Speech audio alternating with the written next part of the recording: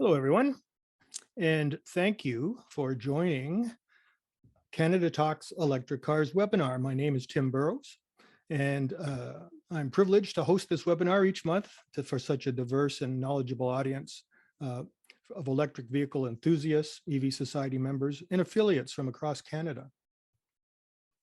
Whether you're an EV owner or a prospective buyer, or simply someone who's passionate about sustainability and clean energy, we're glad that you're here. So let's get started.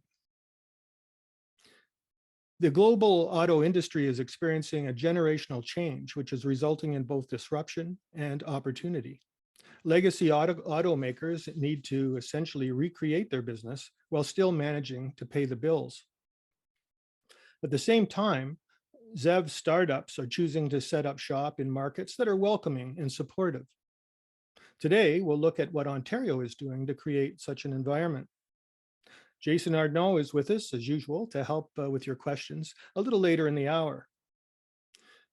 Please enter those questions in the Q&A window at any time. And remember, if you see a posted question that you would also like to have answered, tag it with one of those thumbs up. That'll make sure it gets to the top of the list and we're able to answer it while we still have time. As usual, we're going to respect your time and we're going to end this episode no later than 8:30 Eastern Time.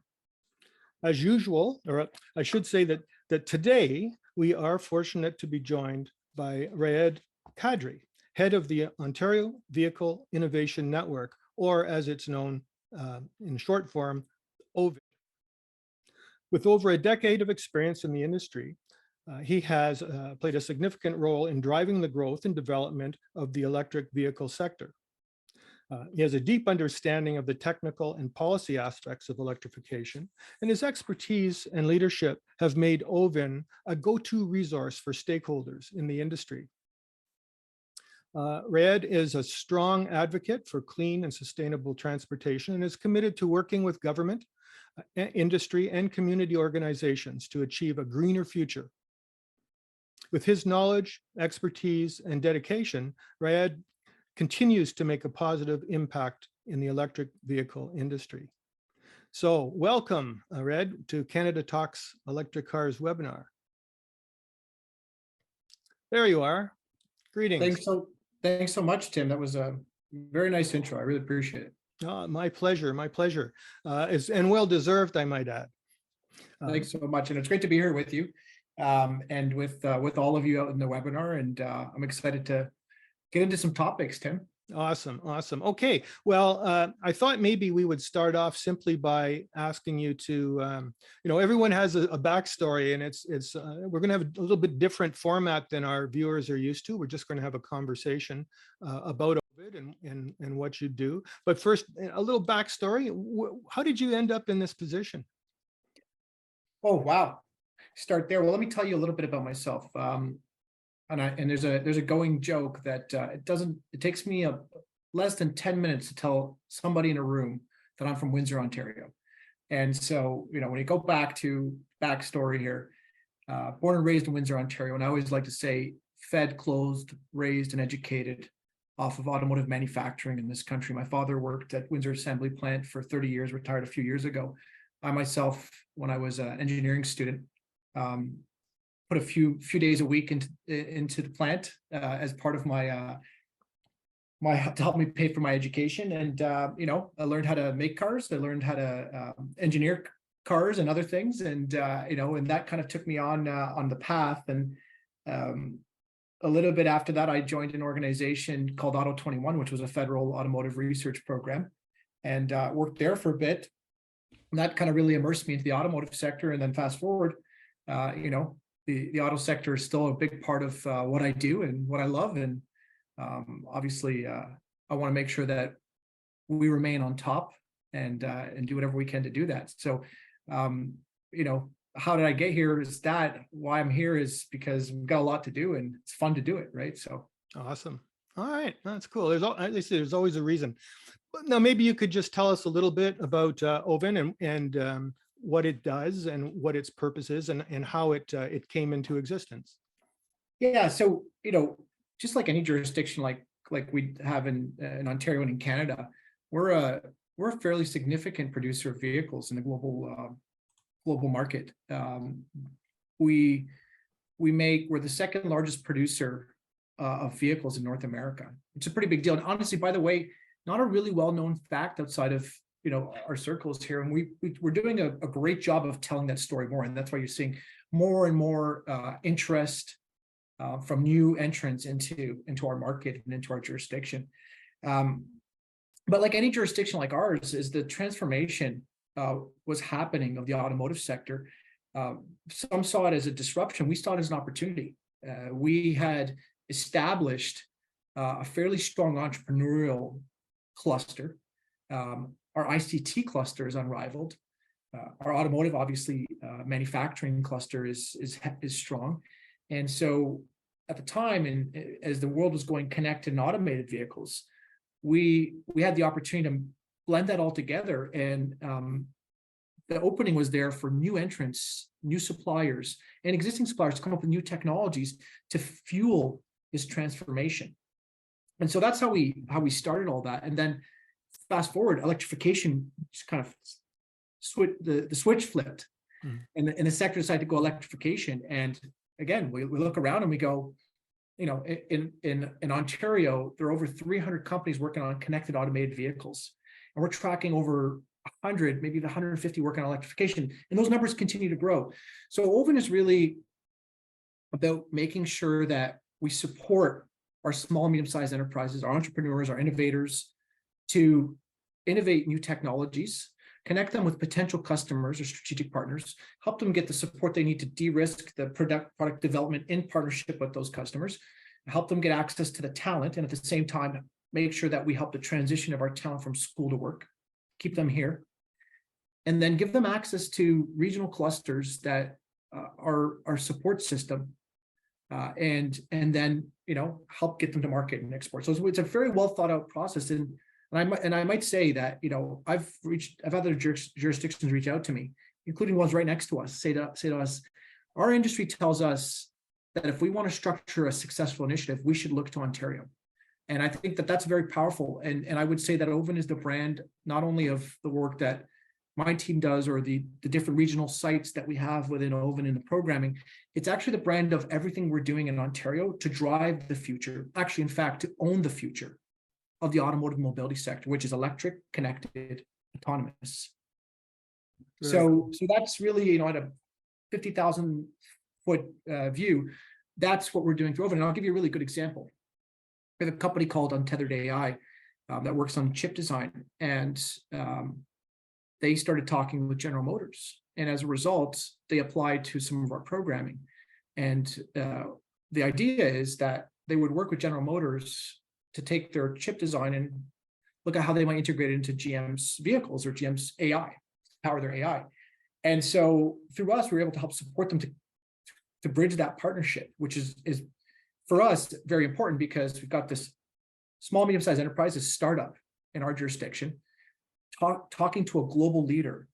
And now working with our global leader will scale with the global leader. Shortly after we announced the funding, GM Ventures invested in Untethered AI to help grow the business. And so that's just one of many great stories that we've been able to accomplish. And that's just one vertical of many great things that we've been able to do together as we push forward. All right. All right. So, also, I guess, putting it in really, really basic terms, then OVIN is a source for funding for these startups primarily. And one of the conditions I gather is that a startup, to qualify for that funding, needs to be working with a partner. Is that correct? Absolutely. Absolutely. What I like to say is we want to make the best deal to help achieve our goal. And for us, one of the litmus tests is if a company like General Motors or a company like, and the list goes on, Denso or any other global leader says, yeah, this company's got something to offer, and they're willing to put skin in the game and work with that company, to us, that's an indication that there's something there that we could see the fruits of. And we do see the fruits. We supported another company to build induction charging system, working with an automaker.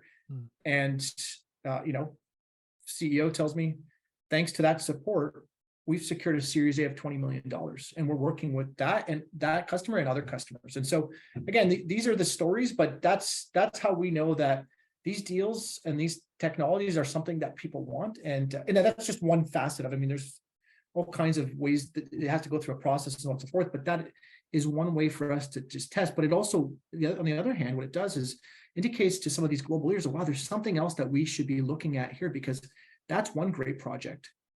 What else could we be doing? And so it's a drawing attention globally into all of the great things that we have going on here. It's a growing our companies and scaling them into the global market. It's a building our talent. It's a building our regional clusters. It's a spillover of adoption of these technologies in our regions. And I like to say that, the thesis that we put out and that we've proven is that if we focus on commercialization of technology through our small, medium-sized enterprises, naturally those companies will actually test and pilot those solutions on our roads and our transit system and our infrastructure.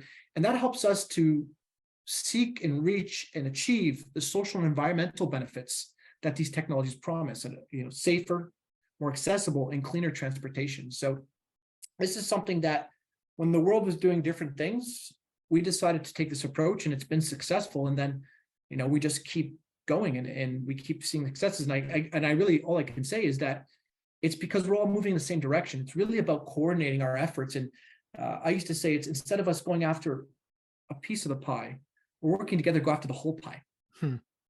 Great. I have to ask this question because I'm sure that you're seeing applications coming in from all different industry sectors that are related to transportation. Were there any that surprised you? Anything come in that you kind of weren't expecting? I know I put you on the spot. I know that. Don't worry about it. I mean, look, in this space, you got to be ready to expect the unexpected. That's the world that I live in, right? I don't live in a world where it's like, this is the technology we've been using for the last 10 years. I live in a world where this is what's in the realm of the possible. This is the cool, innovative, leading edge stuff. And that's what's so exciting about the work I do. So everything, nothing surprises me, but everything impresses me. Let's put it that way. It's just incredible to see. You see some of this stuff come through, and even just forget the applications, just talking to companies and engaging with different groups and so on and so forth. And you think some of this stuff, you go, wow, it's incredible. Like, I talk about it and we talk about it, but it's actually there. It's like, it's incredible to see. And it's like, you go out there and you say, we're the best and we're doing great things and we are going to lead the future. And then you go and you go, wow, we are the best. We are doing great things and we're going to lead the future. Yeah. And so, so I can't tell you anything that has surprised me, but I can tell you that I already know that everything is supposed to surprise me, but everything impresses me. And it's incredible to see. And I can tell you all about it, but we'd probably burn up all the time.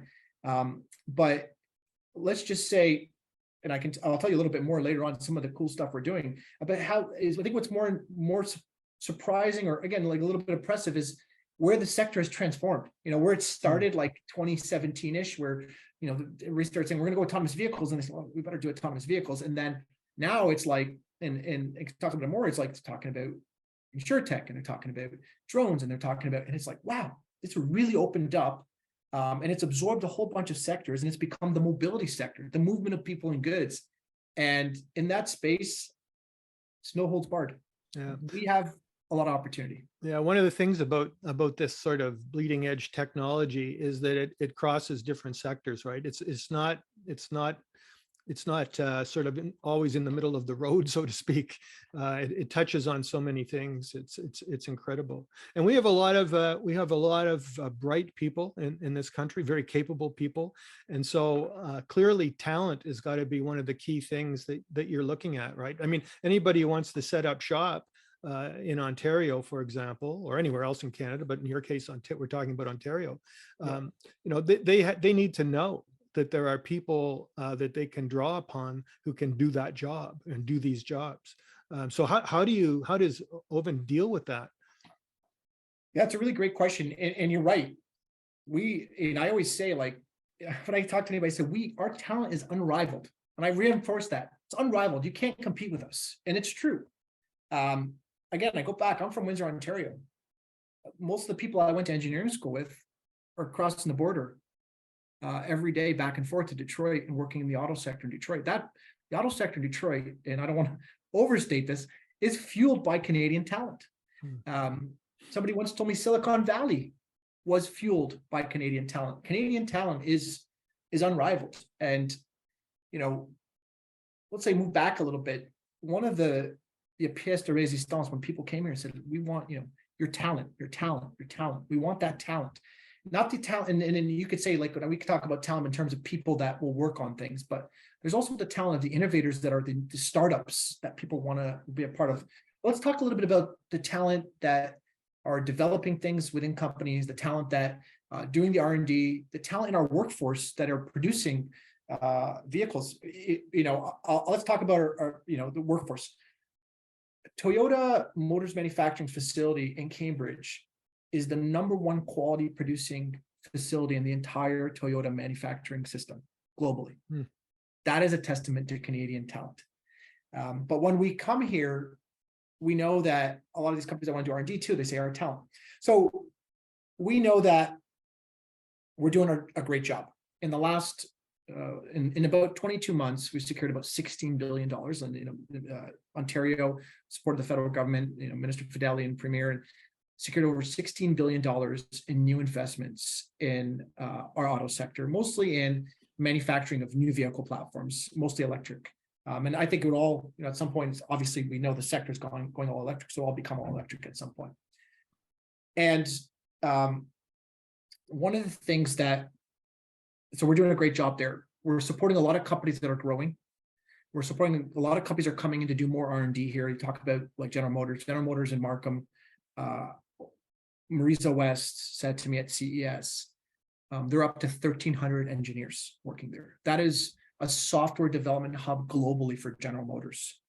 They worked on a lot of things that are now in GM's new vehicle platforms. So we said, we're doing a great job. We need to start thinking about talent because it's a global competition for talent. We've got the talent. So how do we make sure that we do a few things? One, we support the pipeline of our talent. So we kind of, we did a talent strategy and roadmap that was informed by over 200 stakeholders in Canada's automotive sector and Ontario's automotive sector. And essentially what we said was, we're going to support the growth of the pipeline of talent. So let's get into early stages and help encourage people to get into the auto sector. And when I say the auto sector, I mean the auto sector, from manufacturing to skilled trades, to R&D, to aftermarket, and the list goes on. And then, so let's build a future pipeline. The second thing was our current workforce. How do we help them to stay up to speed, stay quick on the changing technology? So we're working on that too. And the third thing was, how do we create a strategy for reskilling? How do we look at the gaps and fill the gaps and get people from this job or that and get them quickly into the open roles?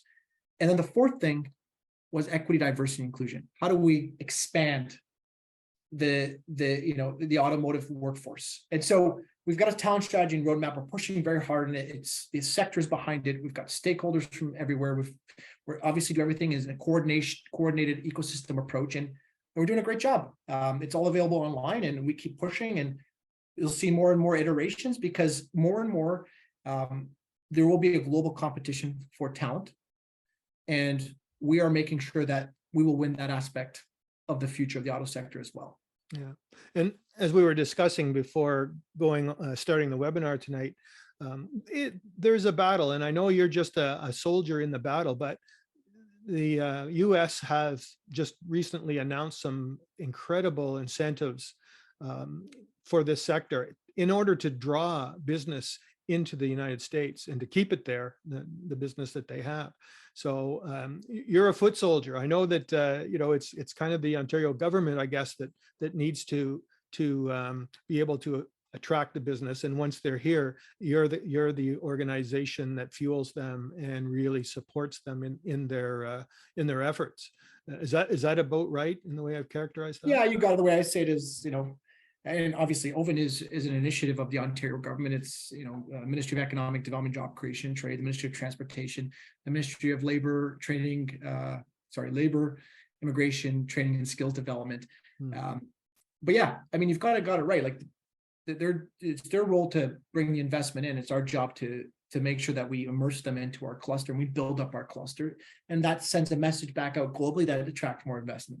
Okay, okay. And before we sort of leave talking about some of the companies and some of the projects you've worked on, I have to ask you about Project Arrow. Yeah. We had Colin Singh on, I think 2 years ago, when things were still very early in that project. And it was an exciting project to hear about from him at that time. But here we go. And I think you were at CES when for the unveiling of Arrow. And can you tell us a little bit about that? Yeah, it was incredible. I mean, look, there was a lot of energy and excitement. So I was there actually with Flavio and Minister Fedeli. And so Flavio and Minister Fedeli did the unveiling. But what happened was a little bit before, we got a call and said, Carlos Tavares, is the CEO of Stellantis, going to come by and check out the car. Wow, it's incredible. We've got this crowd. We've got the CEO of a major automaker that's coming over to check out the car. And so the energy was great. People were excited. It was a rallying point for Canada. It was a message that we were sending that we will build the cars of the future. We have everything it takes, the talent, we've got the skills, we've got the technology, we've got the manufacturing horsepower, and the room was there, and we took that up. Then, but we had Carlos Tavares there, and it was exciting, and we showed him, and he took a look at the cars, and he said, how many companies are on this car? We said 58. And we had a conversation about what these companies are. And then he said, you need to connect with my CTO. And so, we continue on with this conversation. So it was incredible. It was exactly what you would have expected or would have hoped and more in terms of a message. And, for CES, where you have all these things happening, these big things happening, this was a big thing that was happening, because the fact that the CEO of Stellantis walked over to come and see the unveiling of this vehicle, of all the things that were happening in that room and all of CES, that was where he decided to dedicate his time. And I think that that's a strong message.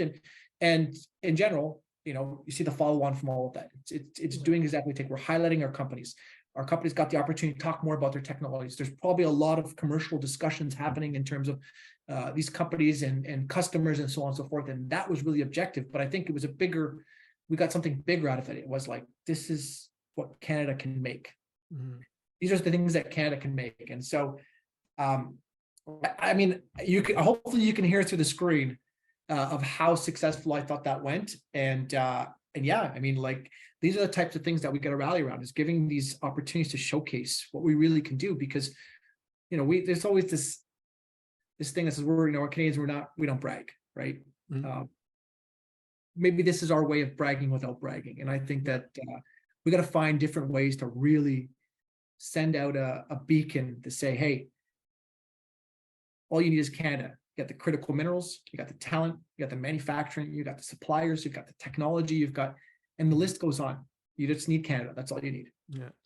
And wouldn't it be great if somebody picked up the mantle and actually took the Arrow and made it a reality, or at least a version of it? Wouldn't that be like the icing on the cake?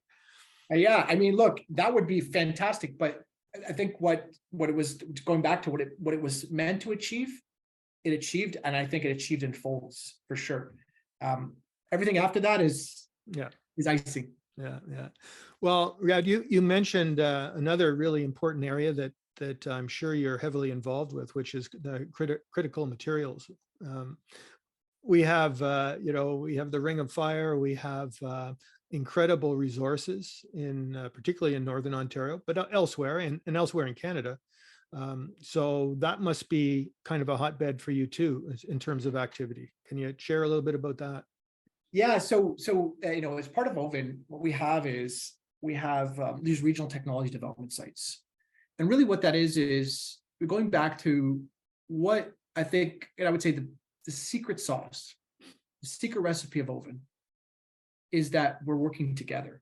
And that started with these regional technology development sites. And that was about connecting the university and the college and the incubator and the accelerator and the municipality and the transit agency, and the list goes on, and the local industry, to come together and say, okay, how do we support regional commercialization of technology? How do we support our entrepreneurs? How do we support are companies that are existing to create new technologies.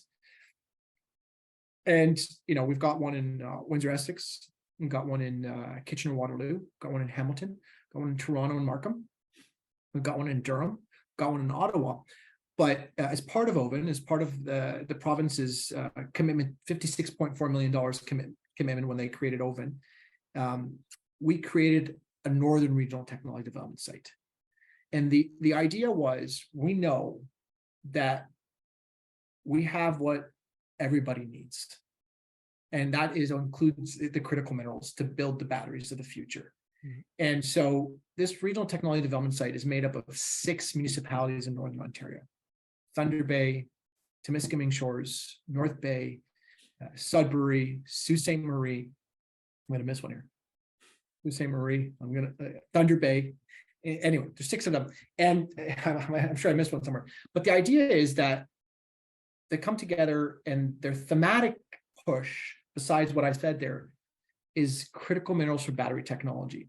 And so the more we can inspire and push and use these critical minerals and make something of value, whether it be new battery chemistry, whether it be new battery technology, whether it be, and the list goes on. That's the idea by that. And then that's connected through OVIN to all these other regional sites. So if a company in Windsor says, hey, I really need some help, some ideas, some technology, some on battery technology, they can actually connect them up to that Northern Regional Technology Development Site to get them the support. And that's the power of OVIN, is it's the entire province working together from the top all the way to the bottom. So I think that's a big push, and that was a message sent out, and it's incredible what we've been able to accomplish in a very short period of time with that. I had a conversation with our lead there the other day, and it's just impeccable. Like, where the energy's there. I was up there, it was fantastic, and I have, gonna go do more visits up there. And so, I'll tell you that we know that whatever you need to make a battery is here in Canada. And it's, all of the factors outside of just having the raw materials exist in Canada. And so I think that's, you're seeing based on the interest, based on the real opportunities, based on the conversations, based on the real deals that are actually being discussed right now, that everybody realizes that we've got something special, and that includes these critical minerals that we have in Northern Ontario and Canada. It feels, listening to, reading the news and listening to it, where these minerals are concerned, it's clear that something is happening here in Ontario, where we are not just going to be the supplier of these materials, we're actually going to add value to them and do something with them. And I think that that's key. It's one thing to dig them out of the ground and, clean them up a bit and then ship them off to some other jurisdiction or country to make batteries or other value-added goods. But we do maybe a bit too much of that in our world, and it's great to see or sense that there's a real push to keep that in the country and add value to it here, because that just means more jobs and more income. I mean, it's good all around for Canadians. Yeah, I mean, I'll talk about that. Certainly, the push is there from the Ontario government. It's a recognition that we're going to add value, and that's what the key is. And again, that's where you see, we've got the battery plant at Windsor. We've got investments from some anodes and cathodes manufactured, like Umicore, and there's more things I think that are being discussed. And so that's how that's our part of our secret recipe, right? Is that we've got what it takes, and we've got the ability to create value out of it. Yeah. Maybe you could talk a little bit too about some of the other initiatives that it's working on. Yeah, so I didn't want to. So I wanted to talk about this. So I'm glad you asked me about it. We've got some cool stuff. So I talk about some of the things we're doing, but again, the idea is like, where are we going next? Like, what's the path forward? And we talk about the auto sector.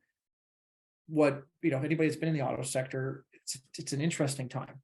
There's things that are happening that you would have never, if you knew the auto sector 10 years ago, this never happens. It's these partnerships that are very unique. And the sector's opened up. And actually, so some of the things that we're working on is actually, we have a partnership with the state of Michigan. We have an MOU on cross-border technology. And we started off with the feasibility study on a commercial drone corridor. And the driver, and this is where I said to you that the auto sector's opened up quite a bit. The driving force behind it was some automakers that wanted to look at,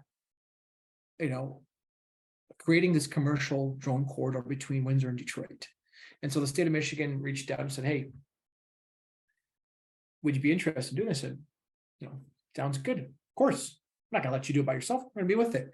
And then, so we signed the MOU, but I said, well, this is just one thing. What if we looked at it more holistically? And why don't we look at how we create a roadmap of working together to increase the amount of pilots on cross-border technologies? And that's a big word, but that means air, land, and water. What can we do to support our small, medium-sized enterprises to come up with new solutions and give them an opportunity to pilot these solutions between our borders? We've got the largest, the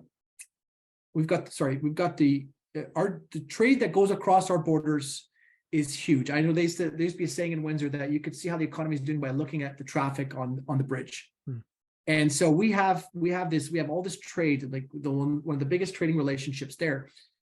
How do we look at this as an opportunity to build up companies that come up with new solutions in all different ways and shapes and pilot them, and then use that as a leverage point for them to go off? And there's borders all over the world, right? So go off and start to look at how they can apply these technologies in other scenarios. So we're working on that right now. We're working on this roadmap to work to increase pilots, and I think there's going to be some exciting stuff coming up shortly on that. But it's one of the things I'm pretty excited about. Again, I go back to, I'm from Windsor, Ontario. I know the importance of the border.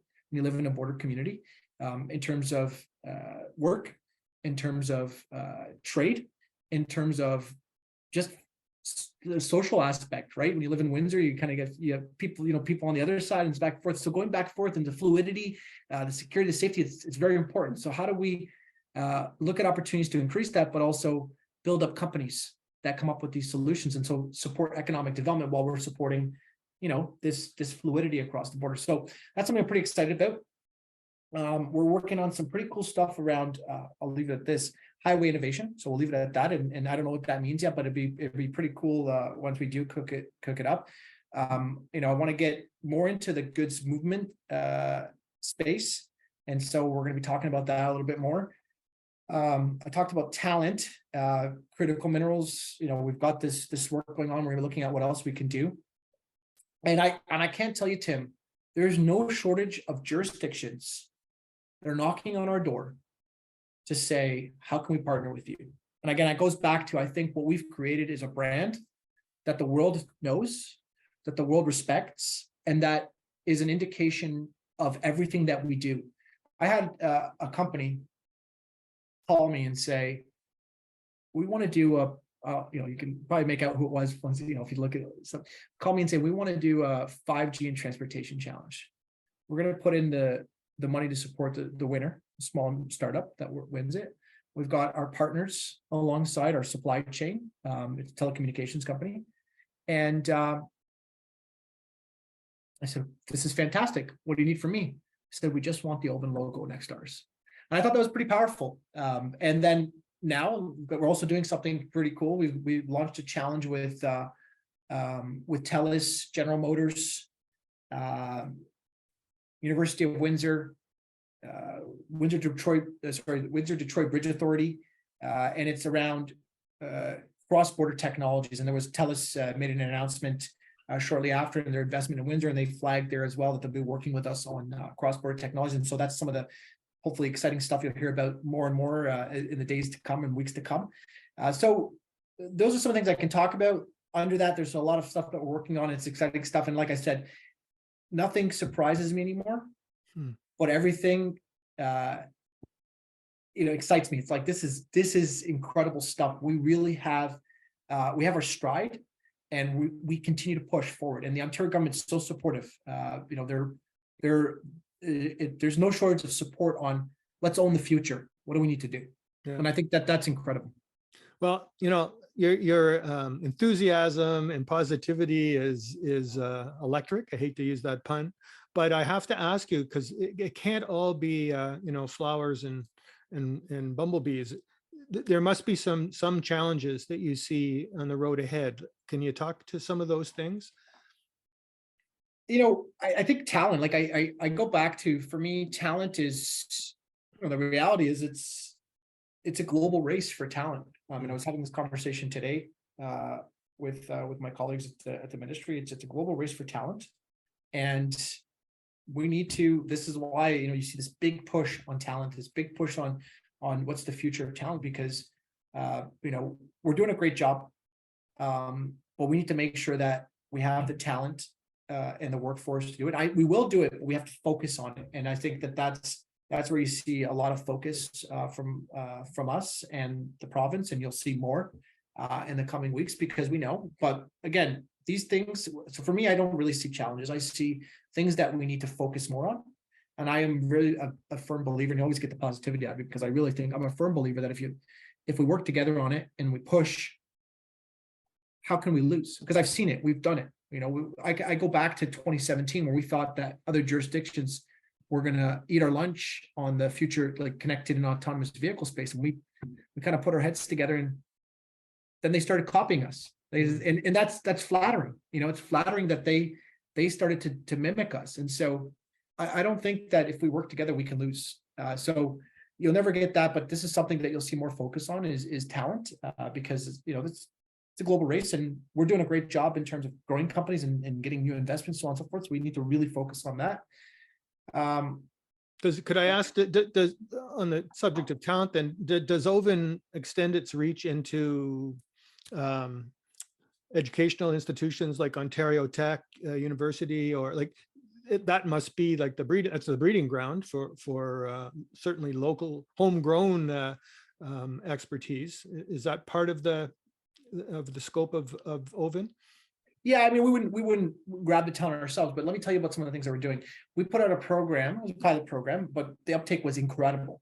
And it was called the Regional Workforce Development Program.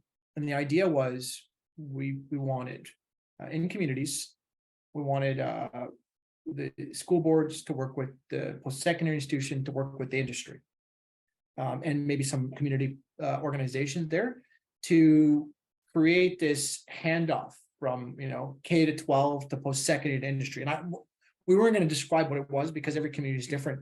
It was a pilot. We were hoping to get 10 applications. We got 40.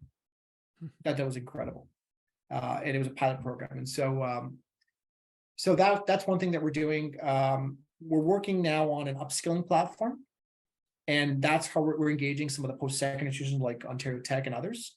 And in general, in OVIN, in our program, we have this program called talent development, which sells out. Like if I turned it on and I didn't meter it, we would be out in like a week. And that helps support small, medium-sized enterprises to hire great talent that are coming out of our post-secondary institutions. Yeah. And again, the idea is it helps our talent transition from school to work here in Ontario. And it helps our companies grow with our talent. And, they learn something, they stay with that company while it grows, which is usually the case. And then that company hires another one because they grow. Or they move on to the next company next door, so on and so forth, and they stay in our province, so on and so forth. So that program is something that does very well. And again, if I turn the tap on and didn't, say like get out, I'd probably first week we'd run out. And I think that's incredible. That means that we've got so much activity in terms of companies and in terms of talent in this province that, again, go back to, we focus our attention on things we can't lose. Yeah. Well, out of curiosity, do you have any firm metrics for success? Like, how do you, obviously you can tell if you're successful by businesses that crop up and thrive, but do you have any other metrics that you can share with us that you have on you to measure your success? Yeah, we post on the website usually some of the metrics on what we've done. And so, let me tell you them a little bit. I mean, for me, like job creation is great. So not me personally, so OVIN. These are numbers as of March 31st, 2022. So there's new numbers coming. Okay. But as March 31st, 2022, we've helped support the creation of just under 3,000 jobs. So 2,980 jobs, either created or retained. This is, by the way, when we support any project, we ask a very direct question. As a direct result of this support, these questions, please tell, and this is exactly from the project recipients the funding recipients, they actually respond to us with these numbers. Hmm. $88 million in revenue growth catalyzed. So as a result of our support, increase in $88 million in revenue for these companies. $302 million of follow-on investment generated. So we supported the project as a result of that, over $300 million of private sector investment into these companies. We've supported 579 R&D job placements. So that was the program I told you about. Over 478 Ontario small, medium-sized enterprises have been supported through OVIN. And the co-investment that we've secured from them and their partners is just under $150 million for 77 commercialization partnerships. That's the R&D program. And so those are the numbers that we go by to say how we're doing. That's like the quantitative. Qualitative, it's the fact that it's all a system, right? And we're seeing the results of all of this hard work. People reaching out saying, OVIN, how can we learn more? Companies from across the globe saying, we want to come to Ontario. We want to meet with you. We want to meet companies. We hear about what's going on. We want to be a part of it. I had somebody, this is early on in my career, and when I was out of 20, I ran this internship program, kind of like that job placement program I told you about. And then we supported a project, and I had somebody reach out to me on LinkedIn and say, you helped me get my first job. And I didn't really do much, but I ran the program. You helped me get my first job out of university. And as a result of this support, you helped me get another job. They said, thank you. And to me, just that was an incredible feeling, just to think that he remembered me from when I was much younger, 10 years ago, to say that I helped him get his first job out of university. He was an international student. And that fast forward, we supported this project that, went through a process and so on and so forth. But then after the support came through, he said, thank you. Because of you, now I'm director of R&D in this company as a result of this big project that we have with their partners. So that's my personal metric of success, that when you got people that will reach out and tell you something like that. But yeah, we've got some quantitative numbers, the ones I just read to you there. And then there's all the activity, and then there's the recognition, and there's the industry engaging, and industry saying, we want to be a part of something bigger, and so on and so forth. I think that's more the qualitative measures that we see. Sure. No, that's really satisfying for sure. Well, let's look to Jason here. I think there are a few questions have come in that maybe, Jason, could you take a look and see what we have? No problem at all. Thank you, Chairman. So I will go through some questions. If some are outside of your wheelhouse, feel free to answer as much or as little as you feel comfortable with. The first one is, can you please quickly explain why Ontario is lagging so far behind in electric vehicle adoption? Is it attitudes of the public, government policy, something else?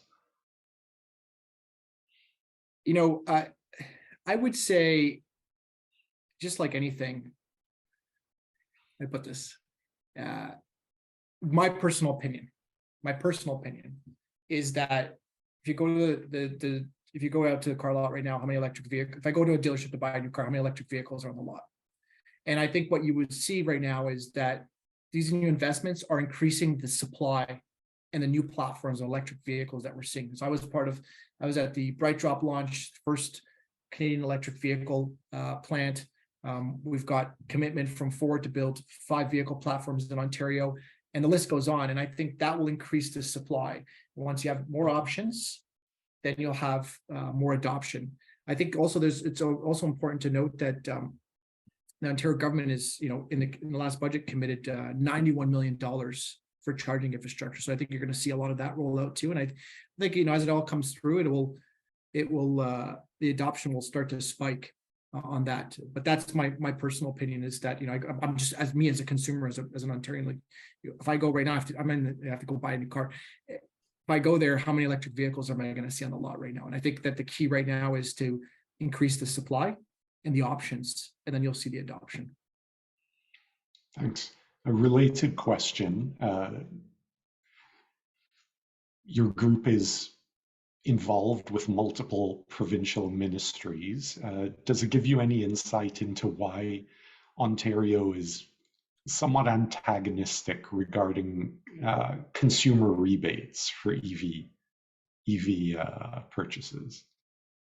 I don't know if I mean, I go back to, for me, really the focus is on increasing supply. I think that's the key, is increasing supply. I mean, I go back to, again, me personally as an Ontarian, as a consumer, if I don't have an option, then it's really not going to help me with adoption. And I think that, you know, we see this big push for new investments, and that will increase production of vehicles. The new platforms are coming out, and that'll increase supply. But other than that, I don't really, you know, that question, I can't really answer that question. Okay. Related to supply, two different questions asking whether Ontario has made a serious effort to attract specifically Hyundai and Tesla to manufacture in the province.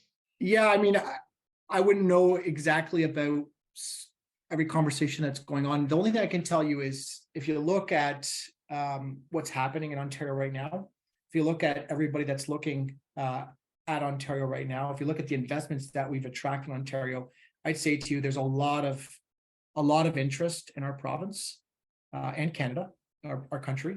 And I think that those specific companies I can't speak to, but I'll tell you, like, look at the investments that we've attracted. And I can tell you that there's all kinds of conversations happening about new investments. And I think that, you know, if you go back to what Minister Fideli said, he said that in his article, he said that he thinks 2023 is going to be a bigger year than the last year. And I think that's just an indication of how much interest there are in our country and our province, and, you know, the federal provincial push to really own the future of electrification. You know, the province is bullish on electrification. The federal government's bullish on electrification. And so those two specific companies I can't talk about, because I have no insight on it, but I can tell you that there's a lot of interest and opportunity, and it's ours.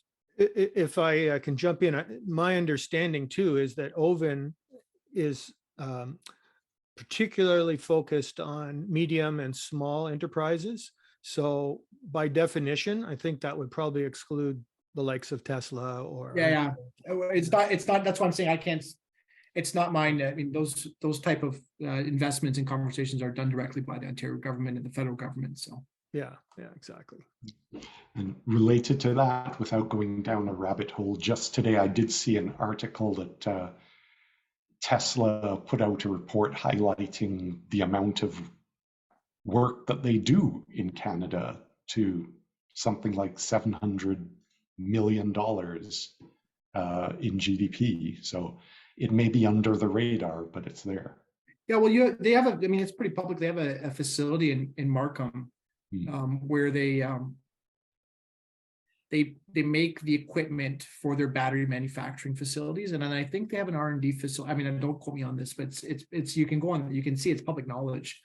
So in terms of the GDP, I mean, that's great information to know. I didn't know that, but there is, you know, public, that they have a facility in Markham that's theirs. A bit more of an industry specific question.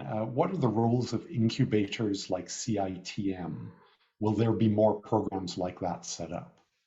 So CITM is the brand so when we did the regional technology development sites program, we brought the regions together, and then, you know, they decided how they want to structure it. And CITM was the Hamilton region's naming of the regional technology development site, Center for Integrated Transportation and Mobility. And so that's where you get CITM. So there's 7 of those types of consortiums regionally. Windsor, Essex, like I said, Kitchener-Waterloo, Hamilton, Toronto and Markham, Durham, Ottawa, and Northern Ontario. And so again, it's more of a collection of regional partners that will support the commercialization of technology. But CITM is the brand that Hamilton gave their push. Okay, great. Thank you. This is an interesting one. The trend in auto manufacturing is to migrate to a vertically integrated model. How are these smaller independent parts suppliers and so on going to be able to fit in and compete in that kind of world? Well, I'd say it's already kind of the case. And, look, let's go back to, we've been in this business for over 100 years. It's looked different ways over the last 100 years, but we've always been on top, and we continue to be on top. I'd say that, they're probably already in that space, and they're doing it. And so if you look at like, so let's go back to like productivity, quality, efficiency. Ontario actually has a program called OVIN, which helps our suppliers to adopt new technologies like robots or other automation technologies, so that they can meet the needs of their customers. They increase their quality, they increase their efficiency, they increase their effectiveness. And I think that supports anybody that isn't in this vertically integrated model yet to enter it or to compete in it. Okay, thank you. Here's a quick one. Has the Ontario government's funding of your group been stable over the years? Yeah, I mean, look, OVIN is the Ontario government's initiative. It's a part of Driving Prosperity, and Driving Prosperity is the plan that the Ontario government put out. It's got 2 phases. We're part of phase 2 that the Ontario government put out to set the path for the future of auto sector. And hey, it's working wonders. And so, yeah, like I say, there's, it's their initiative. I'm lucky to be a part of it, and there is no shortage of support. The conversations are, it's not this and that.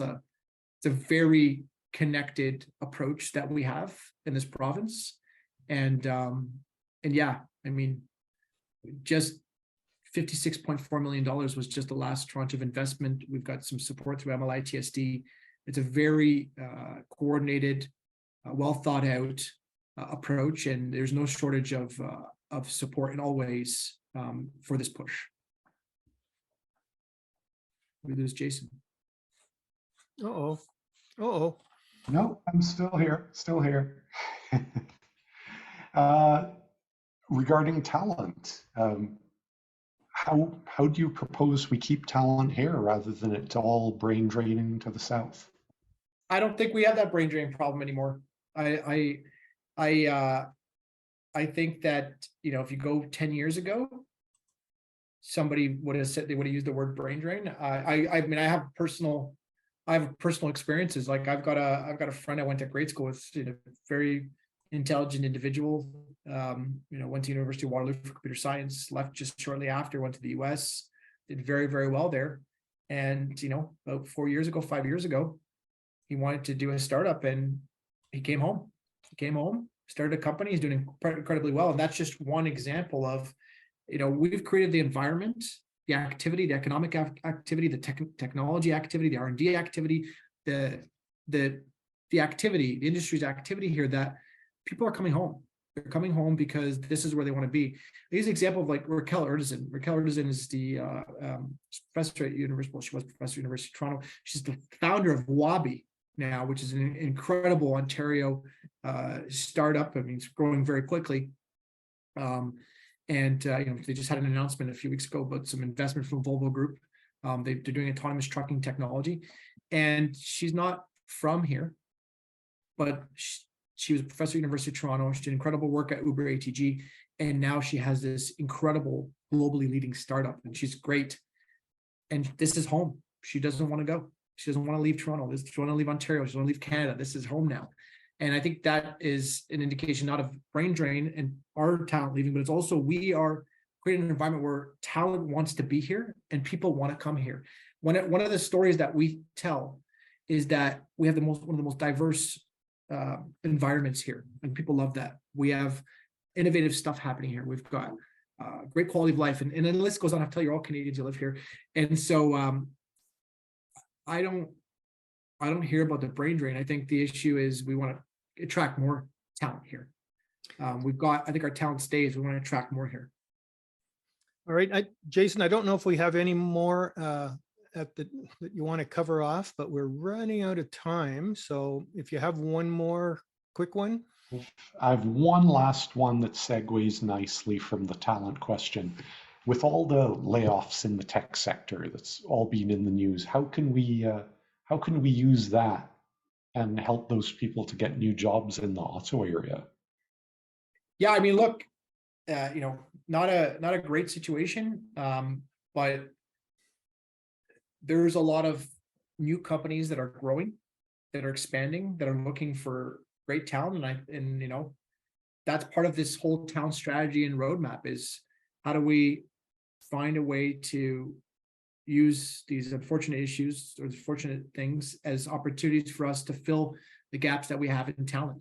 And so that's whole part of this push in this roadmap is that we're going to continue to grow in all areas of the auto sector. How do we get this great talent from wherever it might come from and get them into the jobs that we need them, with the jobs that are open. Awesome. All right, Jason, thanks for taking us through the Q&A. Appreciate that, as always. He always does a good job. Yeah, thanks, Jason. And I should say, Raed, thank you so much for joining us. It's great to hear what's going on in Ontario. It really helps to know that there's this big push going on and that we're doing everything possible to take advantage of what's bound to be just like an enormous industry going forward. You can bet that we're all going to be watching the auto industry as it pivots into electrification and kind of digital, right? It's going from analog to digital is really what's happening. And I'm certain that everybody at EV Society and everybody tuning in to this wishes you and OVIN great success as you continue to support industry. Thanks so much, Tim. I really appreciate chatting with you. It was a great chat. And if you enjoyed it, let's do it again sometime. All right. So let me talk about the next episode of the webinar, because it's going to be an interesting one. We're going to put a lens over what has really become a kind of a debating topic, which is hydrogen, using hydrogen as a fuel. And we have joining us a gentleman by the name of Paul Martin. He's an engineer in process management. He specializes in chemical development. And he's the founder of an organization called Spitfire Research. He's a great communicator, and he's going to be discussing how, or perhaps if, hydrogen fits into our future of clean electric mobility. So you want to mark that down. It's going to be an interesting talk, I'm certain. The date is March 7th. It'll be 7:30 Eastern time as usual. Now, I want to offer a massive thanks to all of you who joined us for today's episode. If you're watching the webinar on YouTube, please help us by hitting the like and then subscribing. It makes a big difference on our YouTube channel, and we get the word out to a lot more people that way. So from all of us at Electric Vehicle Society, and until next time, we hope you stay well. This will conclude today's webinar.